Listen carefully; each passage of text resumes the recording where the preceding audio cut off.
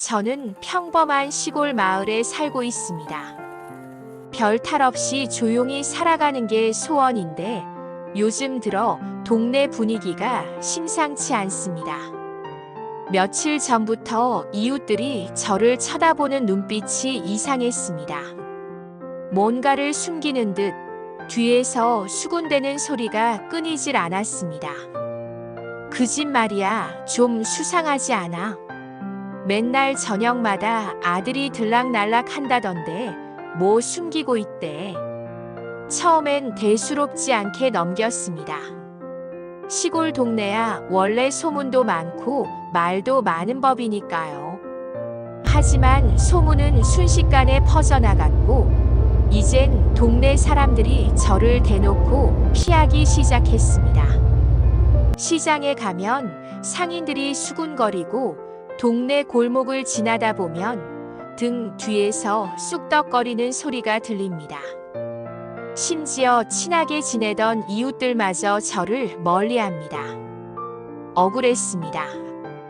저는 그저 혼자 사는 집을 오가며 평범하게 지냈을 뿐인데 사람들은 저를 이상한 사람으로 몰아갔습니다.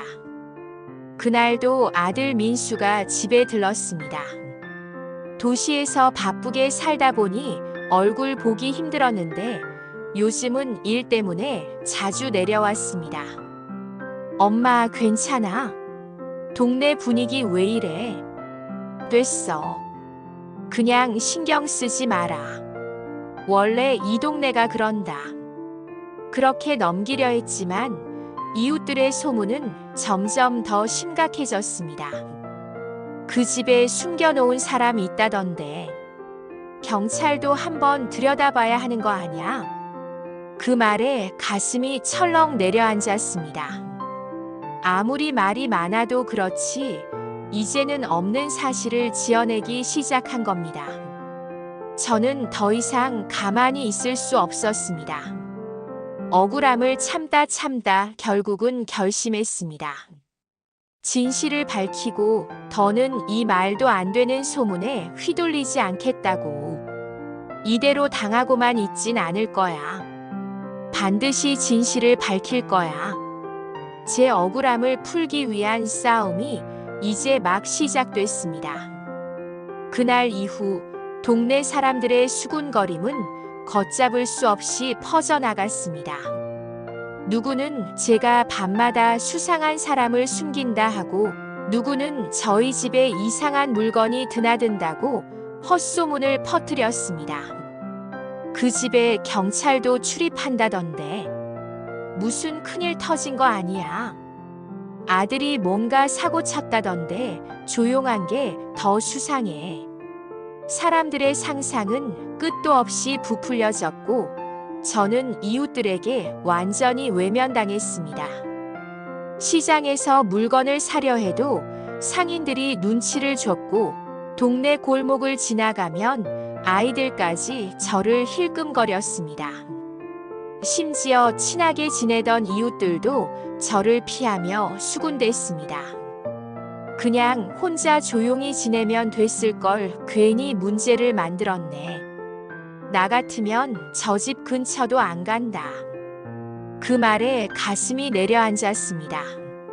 나는 아무것도 잘못한 게 없는데 모두가 나를 문제 있는 사람으로 몰아가고 있었습니다. 억울했습니다. 밤마다 잠을 이루지 못하고 하루하루가 지옥 같았습니다. 저는 결국 마음을 굳혔습니다. 더 이상 당할 순 없어. 아들 민수와 상의해 집 주변에 CCTV를 설치했습니다. 소문을 퍼뜨리는 사람들의 행동을 하나하나 지켜보기로 했습니다. 며칠 뒤 충격적인 사실을 알게 됐습니다. 헛소문의 시작은 바로 옆집에서 비롯된 것이었습니다. 믿었던 이웃, 매일 마주치던 그 사람이 저를 뒤에서 헐뜯고 있었던 겁니다.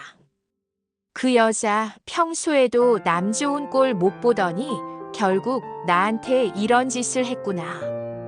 알고 보니 그 이웃은 저희 가족을 질투해 일부러 헛소문을 퍼뜨렸습니다. 그 사람이 동네에 퍼뜨린 말이 이렇게까지 커질 줄은 몰랐던 겁니다. 억울함이 분노로 바뀌었습니다. 이제는 가만히 있지 않을 거야. 내 명예 내가 지킨다. 소문은 점점 더 심각해졌고 저를 향한 이웃들의 시선은 차갑기만 했습니다. 하지만 저는 흔들리지 않았습니다.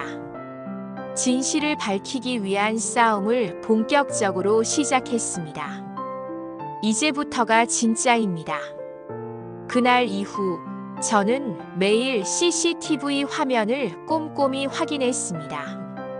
어디서 또 헛소문이 나오는지, 누가 우리 집을 수상하게 여기는지 하나도 놓치지 않으려고 했습니다. 그런데 어느 날 충격적인 장면을 보게 됐습니다. 바로 옆집 사람이 일부러 우리 집 담벼락 근처에 와서 뭔가를 두고 가는 모습이었습니다. 저게 뭐야? 일부러 사람들 오해하게 만들려고 저러는 거야. 그제야 모든 퍼즐이 맞춰졌습니다. 옆집 사람은 평소에도 남 험담을 즐겨하던 사람이었습니다. 저희 가족이 평범하게 잘 사는 게 배 아팠던 걸까요? 소문을 지어내고 헛소문이 부족하니 아예 우리 집 주변에 수상한 물건까지 갖다 놓은 겁니다. 억울함을 넘어서 분노가 치밀어 올랐습니다. 사람을 이렇게까지 망가뜨려 놓고도 어떻게 저렇게 뻔뻔할 수가 있지? 저는 더는 참지 않기로 했습니다. 그날 바로 아들 민수와 함께 CCTV 영상을 모두 정리했습니다. 혹시 몰라 동네에 퍼진 말과 소문도 하나하나 기록해뒀습니다. 며칠 뒤 더 충격적인 일이 벌어졌습니다.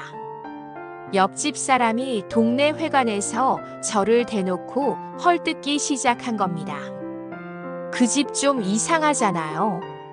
저녁마다 아들이 수상하게 왔다 갔다 하고 내가 봤어요. 며칠 전엔 담벼락 근처에서 무슨 검은 봉지도 봤어요. 뭔가 숨기고 있는 게 틀림없어요.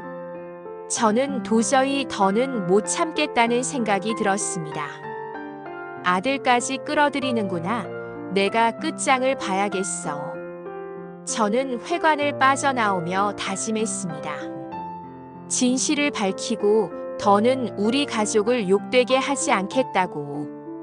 이 싸움 이제 본격적으로 시작입니다. 저는 회관에서 들은 말을 곱씹으며 집으로 돌아왔습니다. 머릿속이 복잡했습니다. 억울하고 분하고 황당했습니다. 도대체 내가 뭘 그렇게 잘못했나 사람들이 이렇게까지 나를 몰아붙이게 해. 그날 밤 저는 아들 민수와 다시 CCTV 영상을 확인했습니다. 옆집 사람이 담벼락 근처에 무언가를 두고 가는 모습, 그걸 본 민수가 말없이 고개를 끄덕였습니다. 엄마, 이 정도면 증거 충분해. 그냥 넘어가지 말자. 민수의 말에 저는 마음을 굳혔습니다. 다음 날 저는 동네 이장님을 찾아갔습니다. 이장님, 저 너무 억울합니다. 사람들이 아무 근거 없이 저를 이상한 사람으로 몰아가요. 이장님도 이미 소문을 들은 눈치였습니다. 처음엔 조심스러운 표정을 짓더니 제가 보여준 CCTV 영상을 보고는 눈이 동그래졌습니다. 아니, 이게 사실이었어. 저 사람이 일부러 그런 짓을.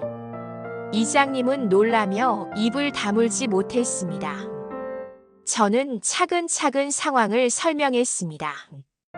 어떻게 소문이 퍼졌는지, 누가 어떤 말을 했는지, 그리고 옆집 사람이 꾸민 계략까지 모두 이야기했습니다.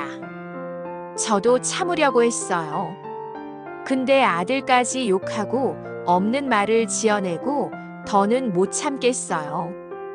이장님은 깊은 한숨을 쉬었습니다. 그래, 이런 일은 뿌리를 뽑아야지. 내가 중간에서 제대로 정리해 줄게. 그렇게 저는 동네 주민회의를 요청했습니다. 이웃들 앞에서 숨겨진 진실을 모두 밝히기 위해서였습니다. 며칠 뒤 마을 회관에 주민들이 하나둘 모였습니다. 다들 제가 무슨 말을 할지 궁금해하는 표정이었습니다. 옆집 사람도 뻔뻔하게 제 앞에 앉아 있었습니다. 저는 차분하게 입을 열었습니다. 그동안 저에 대해 이상한 소문 많이 들으셨을 겁니다. 저도 다 알고 있어요. 하지만 이제는 사실을 말할 때가 된 것 같아서 이렇게 나왔습니다. 사람들은 술렁거렸습니다. 저는 핸드폰을 꺼내 CCTV 영상을 보여줬습니다. 옆집 사람이 수상한 행동을 하는 모습이 화면에 또렷이 나왔습니다. 주민들 표정이 변했습니다. 저 사람 일부러 그런 거였어. 아이고, 세상에 그렇게까지 했다고. 옆집 사람은 얼굴이 하얗게 질렸습니다. 저는 흔들림 없이 말했습니다. 저는 더는 조용히 당하고만 있지 않을 겁니다. 저를 욕하고 헛소문을 퍼뜨리고 없는 사실을 지어낸 분들 다 책임지셔야 할 겁니다. 사람들의 시선이 옆집 사람에게 쏠렸습니다. 당황한 그는 아무 말도 하지 못했습니다. 싸움은 이제 시작이었습니다. 하지만 저는 확신했습니다. 진실은 반드시 밝혀질 거라고. 마을 회관에 울려 퍼진 CCTV 영상은 충격 그 자체였습니다. 그동안 저를 헐뜯던 이웃들, 수군대던 사람들 모두 입을 다물었습니다. 그렇게 당당하게 구시던 옆집 사람도 얼굴이 하얗게 질려 말 한마디 못했습니다. 이장님이 나섰습니다. 이 정도면 다들 아시겠죠? 없는 소문 믿고 사람을 욕하는 게 얼마나 큰 잘못인지. 주민들은 서로를 바라보며 술렁거렸습니다. 그동안 저를 피하고 헛소문을 믿었던 사람들이 하나둘 저에게 고개를 숙였습니다. 말도 안 되는 소문에 휘둘려서 미안했어. 괜히 헛소리 믿고 오해했네. 그 말에 저는 참았던 울분이 올라왔습니다. 하지만 저는 참았습니다. 억울함을 참는 게 아니라 이제는 흔들리지 않겠다고 다짐했으니까요. 그날 이후 동네 분위기는 조금씩 바뀌기 시작했습니다. 하지만 옆집 사람은 쉽게 물러서지 않았습니다. 그 사람은 또 다른 소문을 퍼뜨리려 했습니다. CCTV야 잠깐 장난으로 한 거고 그 집이 평범한 건 아니야. 뭔가 구린 게 있어. 저는 더 이상 참지 않았습니다. 이번엔 법적으로 대응했습니다. 변호사를 찾아가 상황을 모두 설명했고 헛소문을 유포한 증거를 모아 고소장을 준비했습니다. 옆집 사람도 이제야 사태의 심각성을 깨달았는지 동네를 조용히 다니기 시작했습니다. 사람들은 더 이상 그 사람 말을 믿지 않았고 저를 향한 시선도 조금씩 따뜻해졌습니다. 남편과 아들 민수도 한숨을 돌렸습니다. 엄마, 진짜 고생 많았어. 이젠 우리 가족 지킬 일만 남았어. 남편도 제 손을 꼭 잡으며 말했습니다. 여보, 당신 아니었으면 우리 가족 다 무너졌을 거야. 정말 고마워. 그 말을 들으니 억울했던 순간들이 떠올랐습니다. 눈물이 핑 돌았지만 이제는 약해질 수 없었습니다. 이제 끝난 줄 알았지. 아직 남은 게 있어. 소문은 쉽게 사라지지 않았습니다. 하지만 저는 이미 단단해졌습니다. 진실을 밝히기 위한 마지막 싸움. 이제 결말을 향해 갑니다. 시간이 흘렀습니다. 옆집 사람의 헛소문은 더 이상 통하지 않았고, 동네 사람들도 이제는 진실을 똑똑히 알게 됐습니다. 저는 끝까지 포기하지 않았습니다. 법적 절차를 모두 마무리했고, 소문을 퍼뜨린 사람에겐 그에 맞는 책임을 물었습니다. 옆집 사람은 동네에 얼굴을 들고 다닐 수 없을 정도로 창피를 당했습니다. 동네 사람들도 저를 향한 시선을 바꾸기 시작했습니다. 그동안 너무 미안했어요. 진짜 억울하셨겠다. 앞으로 그런 헛소리엔 휘둘리지 않을게요. 그 말을 들으며 저는 웃었습니다. 사람 말만 믿지 마세요. 진실은 언제나 직접 확인해야 해요. 이제야 비로소 마음이 조금은 편안해졌습니다. 남편도 아들 민수도 평소처럼 웃으며 저를 위로했습니다. 당신 아니었으면 우리 다 흔들렸을 거야. 고생 많았어. 저는 고개를 끄덕였습니다. 가족을 지키는 건 결국 내 몫이야. 누가 뭐래도 우리 가족은 내가 끝까지 지켜. 소문과 헛소리가 얼마나 무서운지, 그걸로 얼마나 한 사람이 힘들어질 수 있는지 이번 일을 통해 저는 뼈저리게 느꼈습니다. 하지만 저는 끝까지 버텼습니다. 포기하지 않았고 결국 진실을 밝혀냈습니다. 이웃들도 저를 다시 인정했고 우리 가족도 평화를 되찾았습니다. 이제 저는 확신합니다. 아무리 억울한 상황에 놓여도 포기하지 않고 끝까지 싸우면 진실은 반드시 밝혀진다는 걸.